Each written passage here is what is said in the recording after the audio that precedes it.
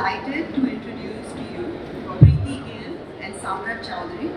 Preeti Gill is an independent literary agent, commissioning editor and rights editor. She has written extensively on issues of conflict and women in Northeast India. She is the editor of the Peripheral Center, Voices from India's Northeast, bearing witness a report on the impact of conflict on women in Nagaland and Assam. She stops to kill and co-editor of Insider Outsider, Belonging and Unbelonging in India's Northeast. And But I Am One of You, Northeast India and the Struggle to Belong. Her documentary, Rumbuai, Mizoram's Troubled Years, co-produced with Sanjay Hazarika, was released in September 2016. Welcome, Preeti.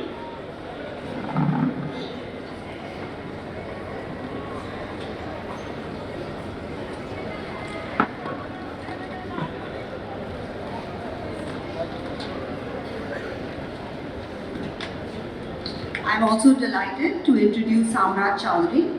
Samrat is an author, commissioning editor and former editor of dailies in India's major metropolises, Delhi, Mumbai and Bangalore. His works include The Braided River, The Urban Jungle and Northeast India, A Political History. He has co-edited with Preeti Gill, Insider Outsider, Belonging and Unbelonging in India's Northeast and But I Am One of You, Northeast India and the Struggle to Belong. Some of his essays and short stories have been translated into German, Spanish, Italian and Portuguese. Welcome to both of you. Welcome to Hyderabad and welcome to the Literature Festival.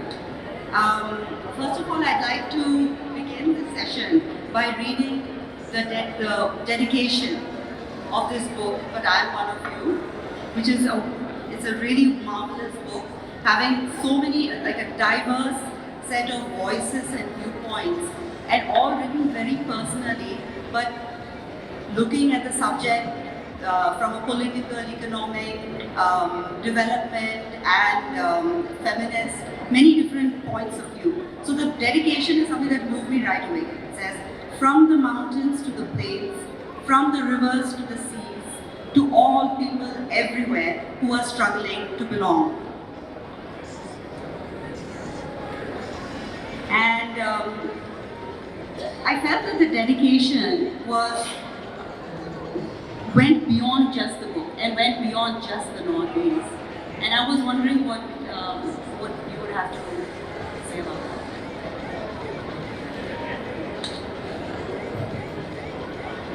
Yeah, definitely. I do think that these questions of who belongs and who doesn't belong, or looking at identity, or constantly getting pushed out of your homeland to go to new places, to be this eternal migrant. These are all questions I think that have plagued us for decades, generations really, from biblical time onwards. And they continue to trouble us today. So it's something which is universal. We are seeing it every single day in the world.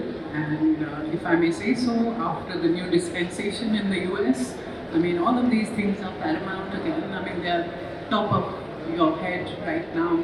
So whether we talk about the Northeast, we talk about Kashmir, Punjab, go down south, whatever, other parts of the world, I think it's a universal question and something that needs to be addressed. It can never be answered, but definitely we need to confront it.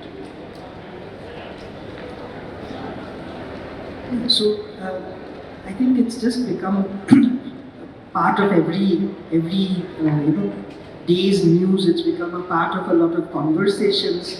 It's a part of politics around the world for sure. I mean, what did President Trump do on his first day in office, and what is he going to do as he goes forward? So it's not just a part of politics in Northeast India or one corner of it. It's something that is very much there in every corner, in every part of the world. Europe is struggling with issues of migration and so on and so forth. America is very strongly focused on addressing the question. So identity, belonging, who is an insider, who is an outsider, these are, I think, the very major fault line questions of our times everywhere. And in Northeast India, to take us back where we started, we've seen this going back at least to partition, but actually more than that.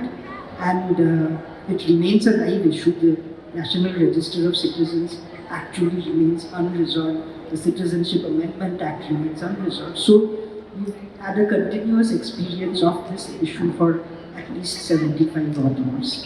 Absolutely.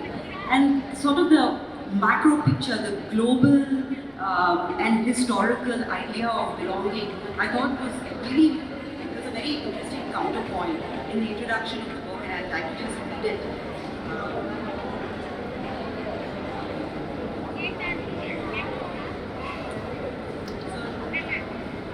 In the introduction, you say, before we had nation states, right? It was a world of kingdoms and empires and expanses of non-state spaces, mainly remote mountains and jungles between adjacent empires ruled by independent local chieftains. The concept of the nation state was absent in that historical world. The Merriam-Webster dictionary has the following meanings for nation state: a form of political organization under which a relatively homogeneous people inhabits a sovereign state. So in that definition, it is a relatively homogeneous people, especially a state containing one as opposed to several nationalities. This, of course, is completely different from the old idea of a kingdom or empire. An empire would extend as far as its arms would carry it. It was held together by the person of the emperor, typically fashioned by royal priests as some kind of descendant of God on earth, to whom the subjects owed their loyalty. Within that empire, there might be people of 100 or 1,000 different nationalities, of diverse ethnicities and races, speaking their own languages and having their own distinct religions and cultures. There might be a favored religion or language, but homogeneity was not a requirement. Villages were expected to be homogeneous. Kingdoms and empires were not. Well, how does that strike you in today's world? Well, if we think about a lot of the politics that we see today in various countries, they are attempts at creating or inventing homogeneity where they don't exist. In other words, the imagination of the nation state as a homogeneous entity is creating conditions in politics where people are trying to translate that image into reality. Right, so you see that, oh, but why are there, this community of people here? They're not supposed to be here, they're not a part of our nation, because this is how we define our nation. And it exists at a national level, but also at a sub-national level. I can take it back to Northeast India again, and right now we have a situation in Manipur which is somehow fallen off the headlines, but is still unresolved. And it's a very serious situation which has been going on for a very long time. And it is about who belongs and who does not belong. And it is precisely because of the definition, a rather homogeneous definition of that little, relatively in the context of India's relatively small state. Three major communities, and of them one is saying that the other one doesn't belong, they're outsiders. And so that attempt to create homogeneity or invent homogeneity where it does not exist, I find to be derived from the idea of the nation, state as a homogeneous unit, and that becomes problematic. Very true. And Preeti, we were talking earlier about the impetus to create homogeneity. One of the consequences of that was partition. And like you had said, the price of partition was borne mostly by people from Punjab and people from Bengal, and you're from Punjab. And I was wondering if you could share a little bit about your experience of how heterogeneity existed and perhaps what you thought was the whole idea of homogeneity. I think the idea of people who live on borders. So you can never get rid of the fact that you are living on this border. It's a live border. It's a border that either there is violence or there is communication between people, between governments, not necessarily of the same kind. But that this flows, and that this communication and this constant to and fro between the two people that have been divided is a constant thing. So because I have been in Amritsar over the last 8 to 10 years now, running a literary and cultural centre there, I seem to see it much more. It was not something that would strike me when I lived in Delhi, but because I am in Amritsar, it definitely strikes me. The border is just some 30 odd kilometers away. It's a live border. It's people crossing from there every day. The border villages are affected every time something happens. Every time there's a policy decision, it actually impacts those people. So if partition did happen when it happened, and I was listening to the earlier session on the Sindhis, which Rita Kothari was there as well. And so it's this long history. It's not just one thing that happened in 47. It was something that was brewing. It was something that existed. And then you had the borders. And the borders again were not just to do with religion. It was not just us and them and being Sikh and Hindu and Muslim on the other side. It was not so simple. It was terribly, terribly complex. But despite all of that, I can say with some conviction that East Punjab and West Punjab are in many ways so similar that, and I know because I've also crossed over from Yaga to Lahore, and there's really no difference when you go from this side to the other side. The clothes, the language, the food, the atmosphere, everything else seems to be the same. And so there is a continuity. And then during something like COVID, when cross-border conversations became so much easier because there is no travel between the two countries or the two Punjabs, but definitely we talk across these other, whether it's Zoom conversations or presentations that we have been doing to each other, and all of this really came to a head during that period of COVID. So being a child of partition parents and grandparents, these were stories you inherited. So for me, this was also something which naturally led me to stories in the Northeast. I am, of course, an outsider. I do not belong. But there are stories there that compel you. And increasingly, I see the similarities between the peripheralization or the marginalization of those states and what is happening present day with certain states now. The politics of insider and outsider has driven politics in Northeast India for a long time and has increasingly spread out to other parts of the country. And so the image of the Bangladeshi, right, and the Bangladeshi as the illegal immigrant on this, is something that has been present in parts of Northeast India for a very long time. Perhaps legitimate concern at certain points of time and for certain communities, given that there are small populations, but also something which tends to be ethnicized. And so therefore anybody who speaks a particular language, especially if that person belongs to a lower class economically, socio-economic category, is immediately imagined to be it's the stereotypical sort of image of Bangladesh, which is not correct, obviously. But that is unfortunately how it is. And so partition happened, of course, in the west of India, Punjab, in Bengal, and the Bengali experience was different from the Punjabi experience, but the Bengali attitude towards Bangladesh is also always going to be different from Delhi's attitude or other parts of India's attitude towards that part of what was formerly the same state. And there was a third part of India which also underwent partition, which was Northeast India, and that has been completely more or less forgotten. Right, so you had Assam, which lost a province, perhaps willingly again, that is one of those quirks of history, but there was only one district level referendum in all of undivided India at the time of partition. And that was in the district of Sylhet, in what is now Bangladesh, which obviously went there as a result of that referendum. And so those unresolved issues from partition still continue to trouble us today. they remain issues. Absolutely. I was wondering if we could now move on to our reading from one of your essays. The voices in the essays are really beautiful and diverse. So I'd like to get the audience to get a flavor for these. I think you have the first.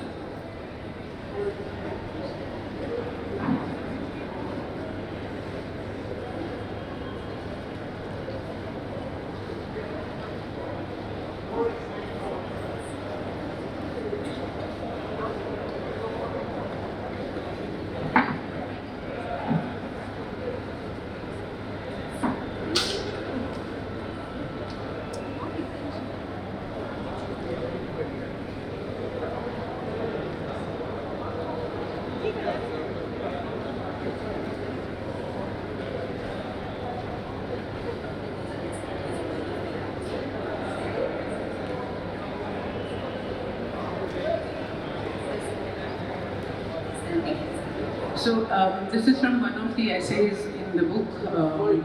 This is written by Yaga from Manipur. And this is a question also that actually occurs in 2 or 3 of the essays, and it's quite seminal to what we're talking about. So he says, this then begs the question, what does an Indian look like? For a country like India, it's difficult to project a single image of Indianness, even though there are concerted efforts to create a sort of homogeneous entity. The mind-boggling cultural, linguistic and ethnic diversity defies all such attempts. Yet despite valid concerns raised against creating homogeneity of the Indian identity, there are zealous proponents of such ideologies from time to time. So, I mean, this whole thing of appearance and what do you look like, and because you look a certain way, therefore you have to be pinned to belong to a certain identity, and therefore you either belong or you don't belong. So how important is this fact of appearance? He also goes on to quote a poem which is by a well-known poet from Mizoram called Cherry Chante, and she says, I am a curiosity, an ethnic specimen. Politics, history, anthropology, your impressive learning, all unable to answer the fundamental question, what does an Indian look like? An Indian looks like me, an Indian is me. So that's the title, and that's why we decided on the title, because I am one of you. That is the whole crux of the argument over here. Absolutely. So the idea of something like looks or language or food or culture, all these things seem to determine belonging and not belonging. What do you think in terms of what you encountered with the essayists? With the essayists, how do you think they felt when you were working with them in terms of their sense of belonging and what they Well, so obviously very varied experiences which they've written about in their stories. And it's really interesting. So, even within the same relatively small state, again, let me just say Manipur because it's so much in the news, or should be, it has been in the news of late. But small state, and we have 3 people from there who've written, and one who belongs to Assam but has actually reported a story about a small community there called the Pangal, which is the Meitei Muslim community. And each of those stories is so different. So every single community seems to have its own story, and of course every individual probably has a different experience. And so the sort of dangers of flattening everything within even one single state to a single narrative, the danger of the single narrative, right? So it becomes very much apparent when one thinks about each of the different strands that the stories take off on. Okay, what about the sense of identity, belonging for women in the essays that you have encountered? How do you feel that their experience sort of differs from the men? I'm trying to think whether there are instances where women are being further marginalized, and all I can think about is the kind of pejorative language, the slurs, the kind of treatment, or even the stereotypes that seem to work outside.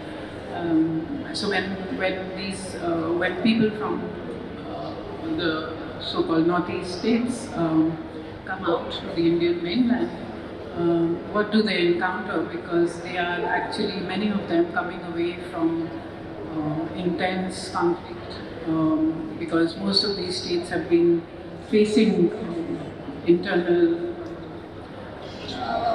conflicts between state actors, between the local forces, the insurgents and the state actors, and a lot of people have over the years been traumatized, and I mean, these are stories that I don't think many of us ever even read about or heard about.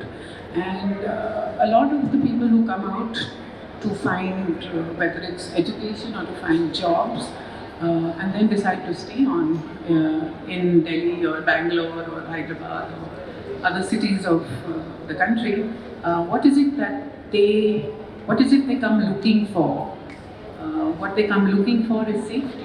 And what do they find in the city of refuge is not safety.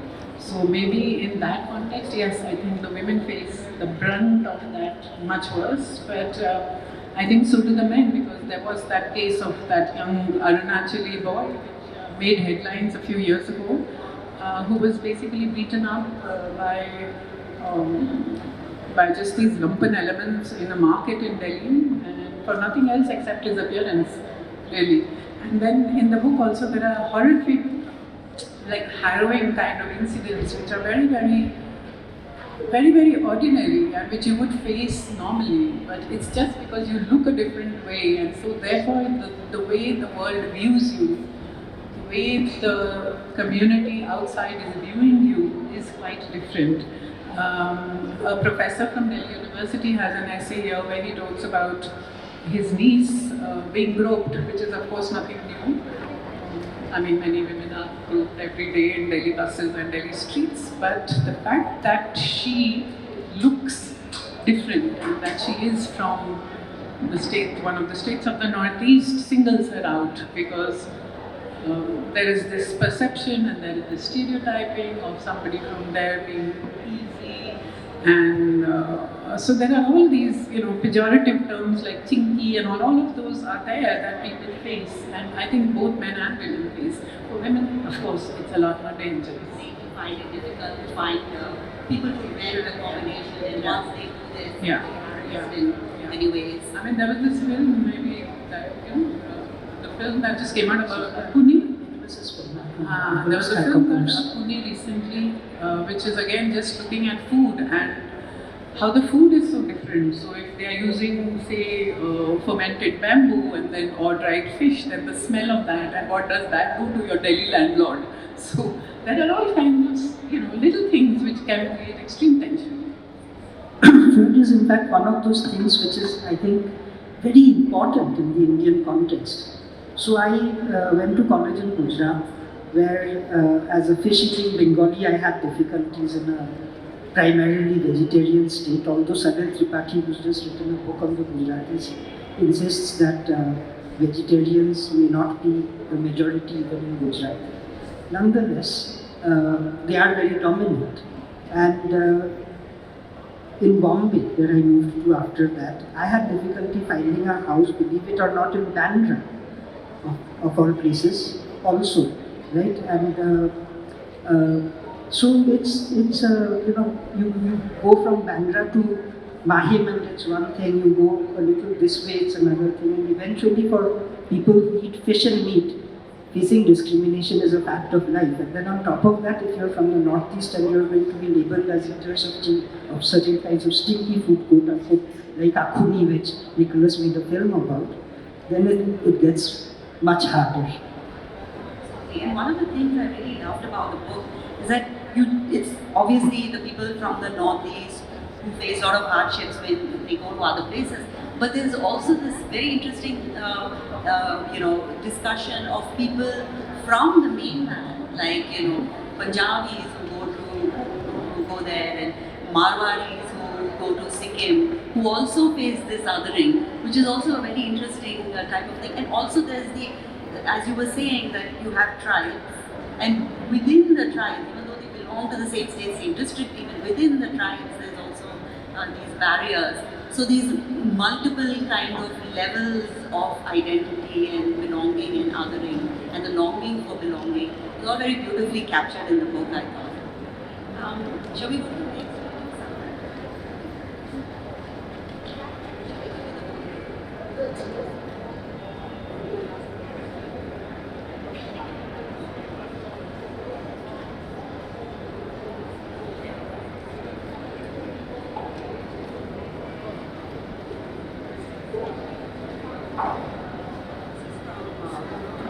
An essay called Chronicle of the Visibly Under. You can take this.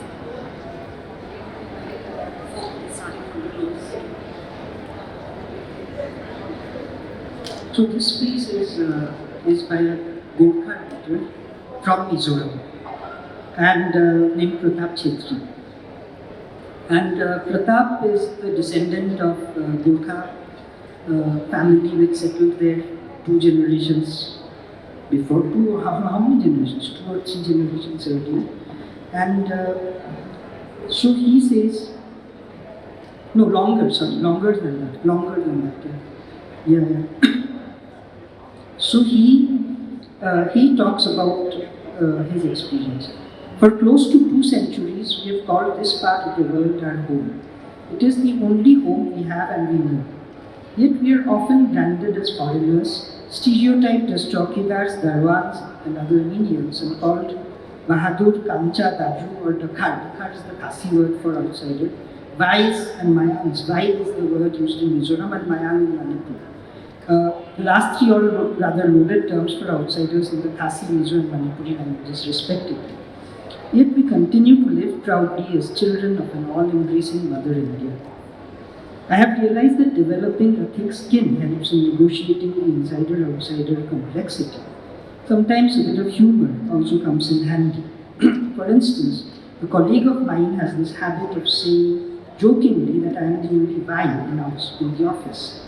I shoot back telling him that early historical writings on and about the Mizos refer to only 3 communities.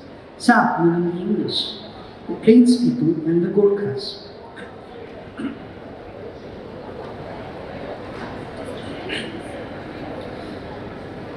He nods grudgingly but takes no exception whatsoever. My work entails using quite a bit of written and spoken Mizo, but having studied Mizo for just 2 years, I sometimes mistakenly use words with the end letters missing.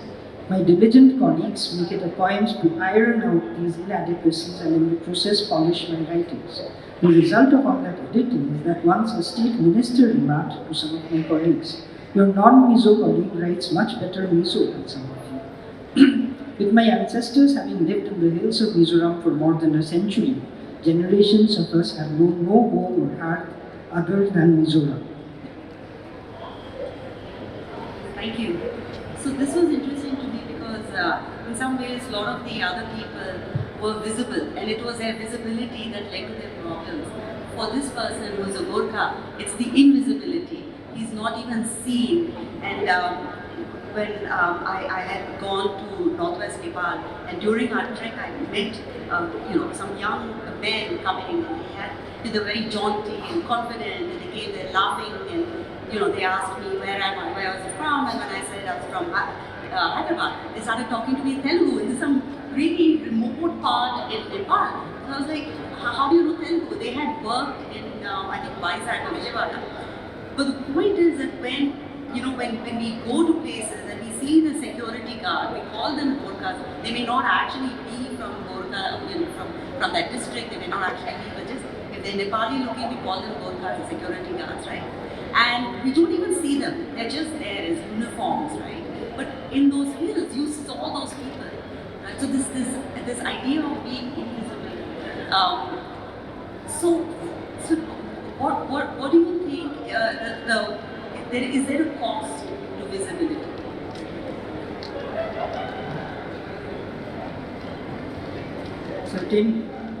Certainly. Ask the Bengali Muslims in Assam. ask the people who are out of the NRC, of which a large number are Bengali Hindus. So visibility also has its problems. These are visible minorities.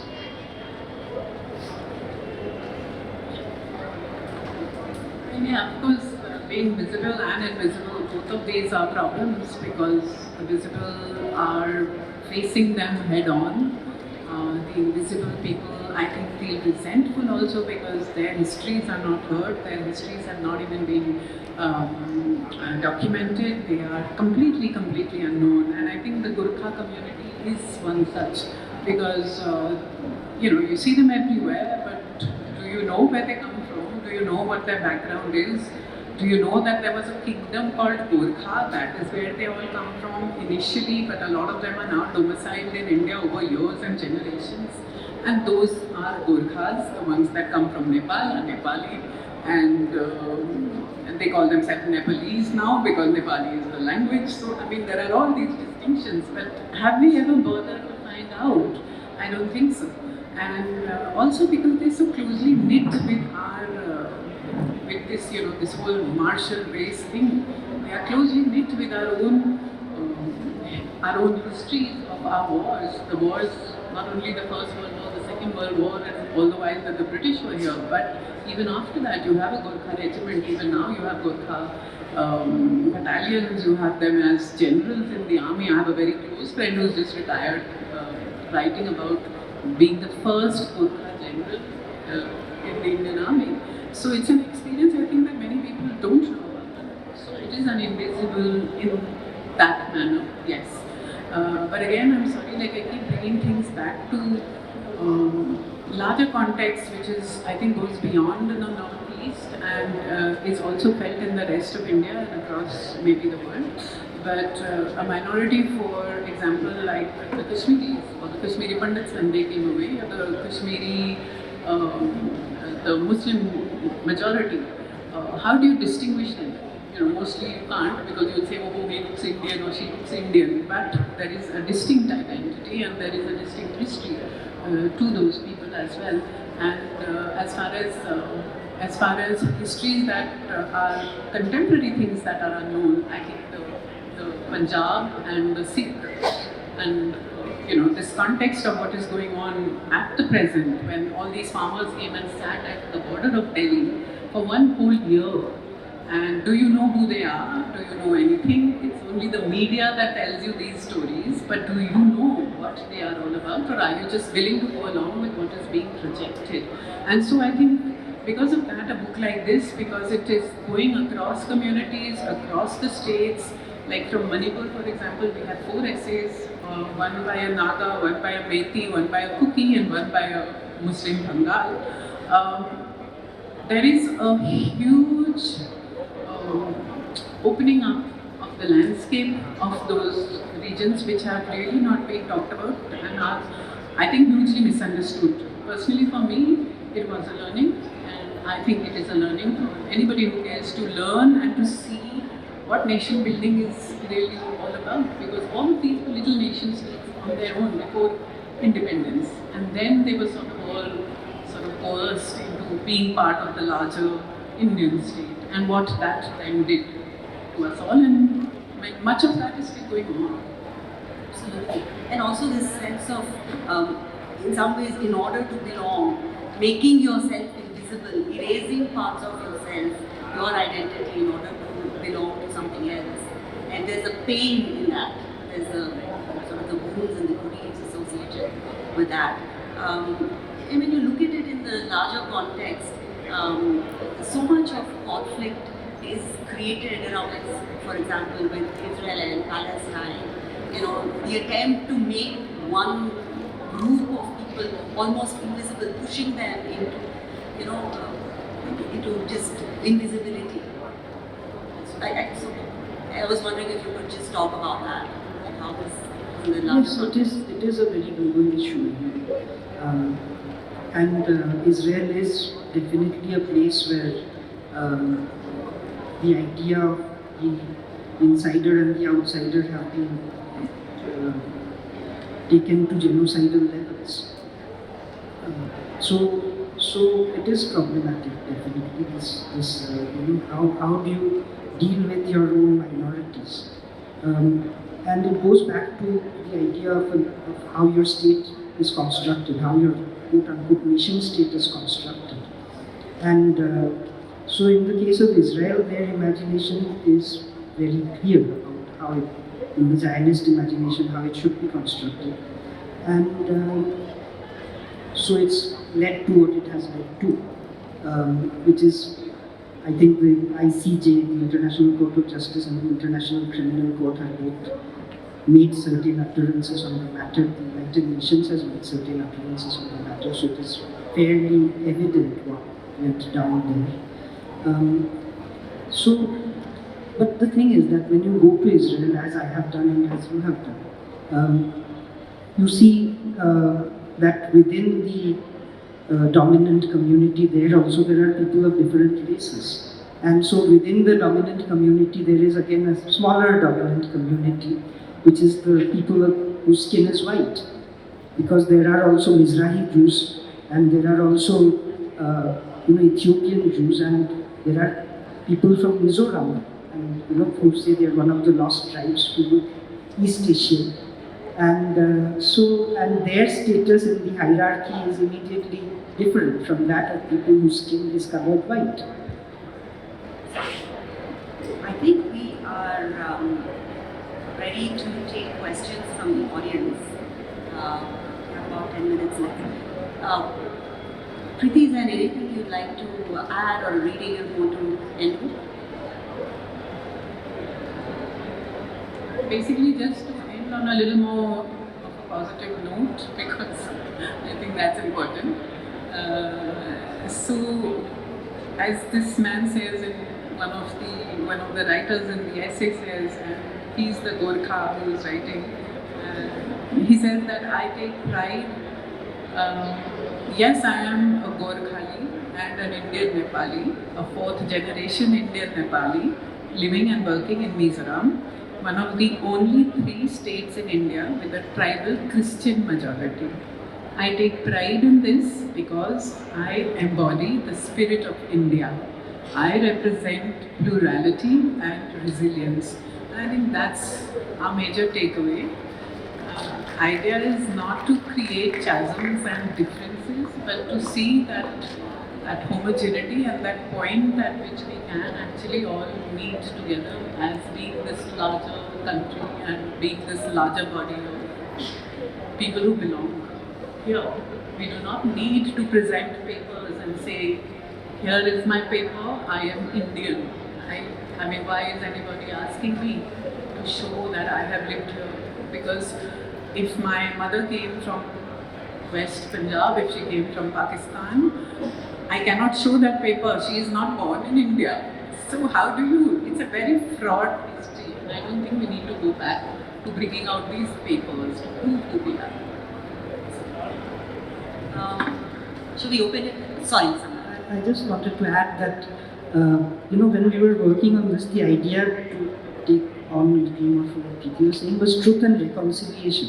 So these are difficult topics, but I think truth it comes before reconciliation, and it should be honest dialogue, people saying what they have experienced, how they feel, but not saying it in the mode of atrocity propaganda, not saying it to make villains and victims, but just to tell their stories so that people understand each other better, so that there can be movement towards reconciliation. First, you need to know before you can actually act. Absolutely. Thank you. Questions? I think a government of your own party here or of your own party there, it should be done in the national interest.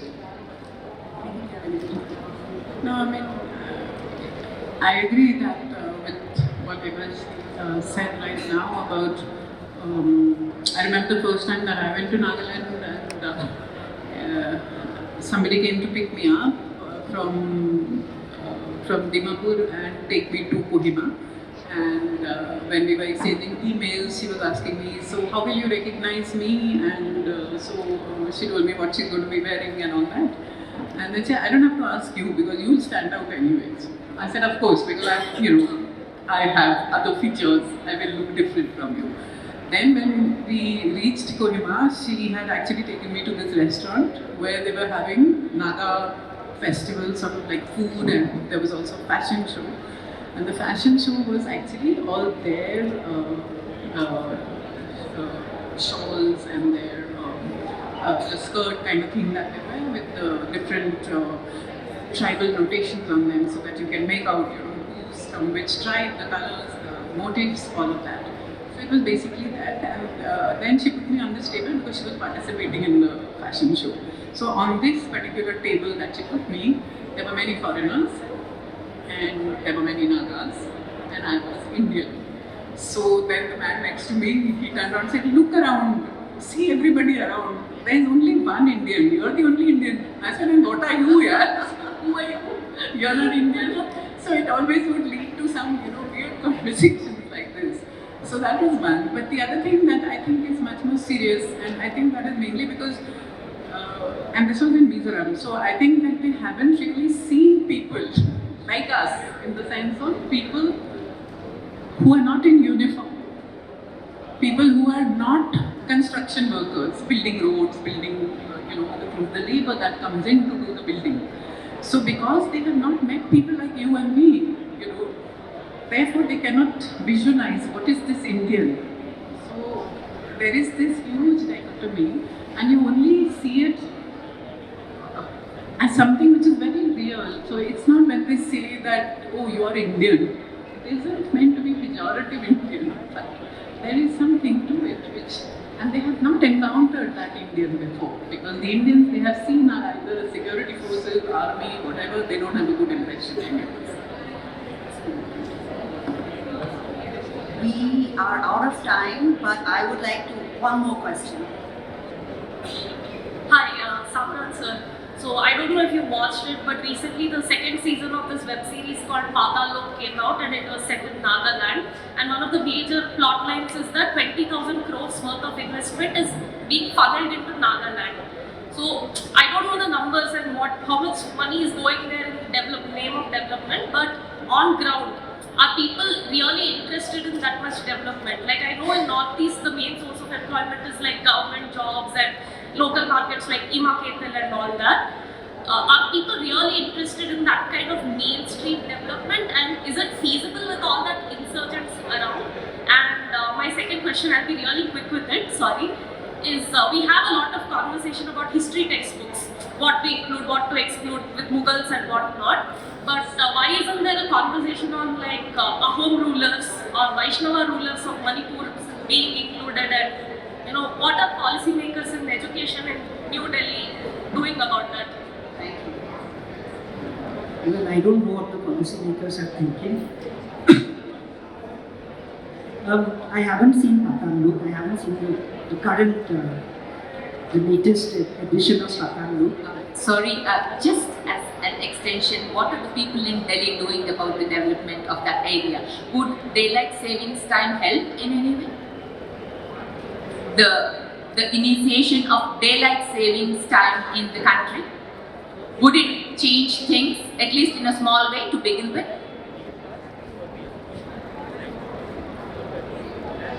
Well, so that's several different things. So to start with, about Patan Lok, I haven't seen the latest edition of Patan Lok, but I know that it's set in Nagaland. And your question is essentially about development money being sent there. It is true that most of the economies are hugely over-dependent on central government funding. The only jobs really are government jobs. And so the economies are not self-sustaining by a long margin. In terms of what people aspire to, I think now there is only one modernity in the whole world. And there is also only one model of development by and large. So China is nominally communist, as is Vietnam. But what difference does it make really? Because China has more billionaires than, I think right now, correct me if I'm wrong, but any other country in the world, right, except America. So what difference does it make? Right, everybody is aspiring to the same kinds of development. People are wearing the same kinds of clothes, going to the same kind of places often eating the same kind of food, which is spreading. So I think there is only one modernity and one model of capitalistic development. Call it whatever else you will, the rest is on salad dressing as far as I am concerned. And everybody aspires to that in the name of development. All the other questions, I think, She wanted to know if daylight savings time would be. so time zones is something else altogether. It's true that India probably should have more than one time zone, and in the tea estates they did have, and people still do have different, time zone of their own. Because of course, obviously, because India is spread out across so many degrees of longitude. What is morning in Nagaland is very different from what is morning in Bombay.